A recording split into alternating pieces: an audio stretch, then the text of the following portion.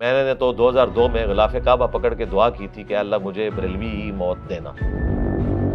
کتنے آپ پہ قاتلانہ حملے ہو چکے ہیں جی؟ تقریباً 7 جی۔ ایک تو خادم رضوی صاحب کے مدرسے کا اسٹوڈنٹ تھا، جو ہمارے بزرگوں نے بتایا کہ قرآن جو ڈائریکٹ پڑھتا ہے وہ گمراہ ہو جاتا ہے، لیکن وہی ہوا کہ میں پھر گمراہی ہو گیا واقعی۔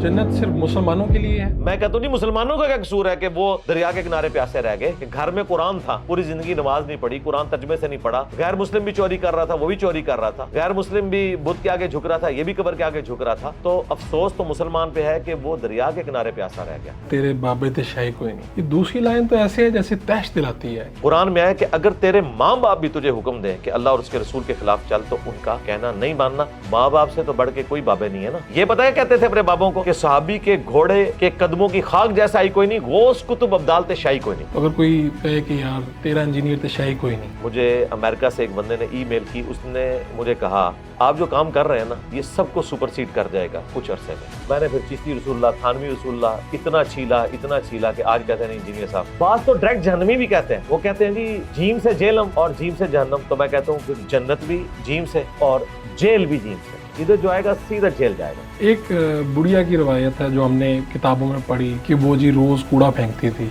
اور آپ پھر بھی بددعا نہیں دیتے تھے۔ وہ اسلامیات میں تو آپ کو یہ بھی بتایا جاتا ہے حضرت داتا گنج بخش نے یہ کر دیا کہ جوتی فضا میں اڑ گئی۔ ہمارے بچے پوچھتے ہیں کہ جوتی اس طرح اڑ سکتی ہے، ہم کہتے ہیں بھائی نہیں، یہ کہانی لکھی ہوئی ہے۔ میں نے تو ریکویسٹ کی تھی آرمی چیف سے بھی کہ ممتاز قادری کے مزار کے اوپر عرس نہیں لگنا چاہیے۔ اب مذہب بریلوی صاحب کا بھی فتویٰ ہے کہ کوئی گستاخ رسول کو خود قتل نہیں کر سکتا۔ ہماری گلی میں ایک چھوٹا سا بچہ اور ہماری گلی میں ایک اہل حدیث کا گھر ہے، تو ان کے بچوں کے بارے میں کہتا ہے میں بڑا ہوں گا تو ان کو قتل کروں گا، ثواب کا کام۔